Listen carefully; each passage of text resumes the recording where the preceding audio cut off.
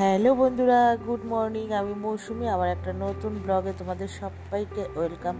তো বন্ধুরা, ঘুম থেকে তো উঠে গেছি। আজকে থেকে আবার এক্সারসাইজ স্টার্ট করলাম। তো আমার এর আগে অনেক প্রবলেম হয়েছিল, মানে জ্বর ঠর এসেছিলো, ওই জন্য সেরমভাবে করিনি। তো আজকের থেকে আবার নতুন করে আবার স্টার্ট করলাম। তো যাই হোক, তখন এক্সারসাইজ হয়ে গেছে, তারপরে ভিডিওটাকে নিয়ে ভিডিও অন করে আর কি ঢং সং করলাম। তারপর যাই হোক, তারপরে এখানে রান্নায় চলে এসেছি। তো এখন বাজে তোমার 7:30টার মতো। এক্সারসাইজ তো ওই 1 ঘন্টা হয়, তারপরে স্যার কিছু কথা বলে, ওই তখন ওই অন করে ভিডিওটা রান্নাবান্না করতে থাকি। তো আমার রান্নাবান্না কমপ্লিট। আর এখন আজকে যেহেতু শ্রাবণ মাসের শেষ সোমবার, তার মনে অনেক সুপ্ত বাসনা ছিল যে লাস্ট সোমবারটা যাতে ভালো করে পুজো দিতে পারি।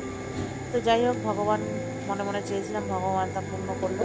তো আজকে শ্রাবণ মাসের শেষ সোমবার, তো ভালো করে ঠাকুরের পুজো দিয়েছি। এখন বাজে 9:30।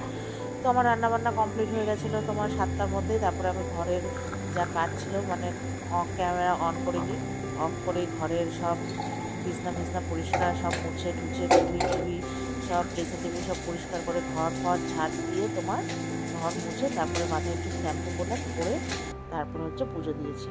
পুজো দেওয়ার পর এখানে মেয়েকে একটু পরে টিফিনটা করে দিয়েছি। আর আগে হাজব্যান্ডের রান্নাবান্নার টিফিন সব গুছিয়ে রেখেছিলাম, না টিফিন গুছিয়ে রেখে মানে সব রান্নাবান্না করে রেডি করেছিলাম। তারপরে আমি পুজো দিয়ে এসে তারপরে একটু চা করলাম, মেয়েকে একটু দিলাম।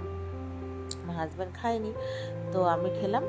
আর মানে খেলাম বলতে মেয়েকে আগে দিলাম, আমি বললাম তুই খা, তারপরে বাবাই ভাত খাওয়াবে তখন খাবে।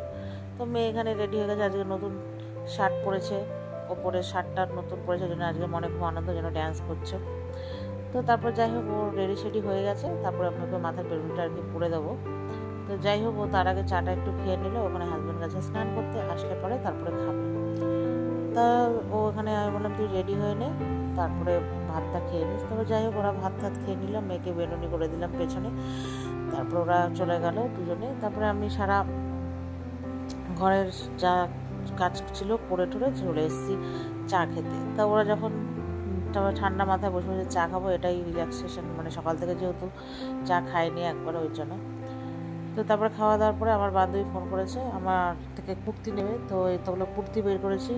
তো ইয়েলোটা পছন্দ হয়েছে, মানে ইয়েলো গ্রিনটা পছন্দ হয়েছে, তো ওটাও নেবে।